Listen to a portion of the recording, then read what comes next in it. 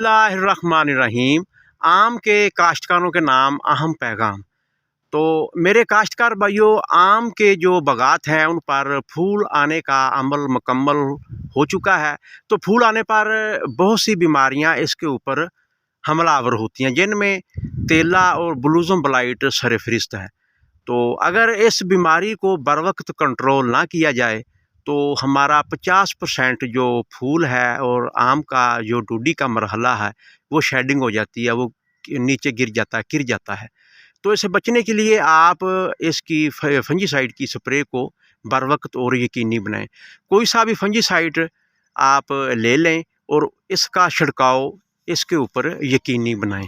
तो अगर आप इसकी मुनासिब और अच्छे तरीके से देखभाल करते हैं तो जिस तरह अल्लाह ताला ने इस दफ़ा आम की फसल के ऊपर फ्रूटिंग, आम के पौधों पर जो फ्रूटिंग देखने में आई है, तो ये मैं आपको दिखा भी देता हूँ, ये आपके सामने है।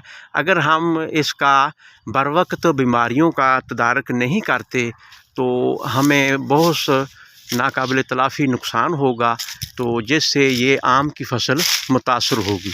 तो मेरे जितने भी आम के बागबान काश्तकार हैं तो वो इसकी स्प्रे को यकीनी बनाएं, और जिस तरह हम ये गोडी वगैरह करके मिट्टी ऊपर चढ़ाते हैं तो आप भी इस तरीके पर अमल पैरा होकर एक अच्छी और भरपूर पैदावार ले सकते हैं। तो जो मेहनत करेगा वही कमाएगा, वही खाएगा।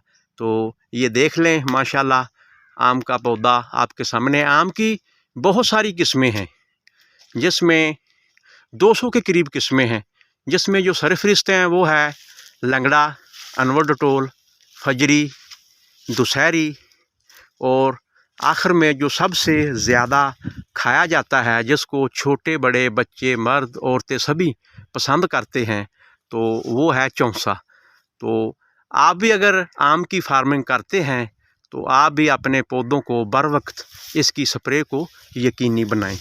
तो अगर आप मेरे चैनल पर नए हैं तो इसको सब्सक्राइब कर लें, ताकि नित नई रोज़ जो वीडियो फार्मिंग विद शाहिद पर मैं अपलोड करता हूं वो बर वक्त आप तक पहुंचती रहें और आप इससे इस्तिफ़ादा करते रहें। तो दुआओं में मुझे याद रखिएगा। इसी के साथ मैं इजाज़त चाहता हूं। अल्लाह हाफ़िज़।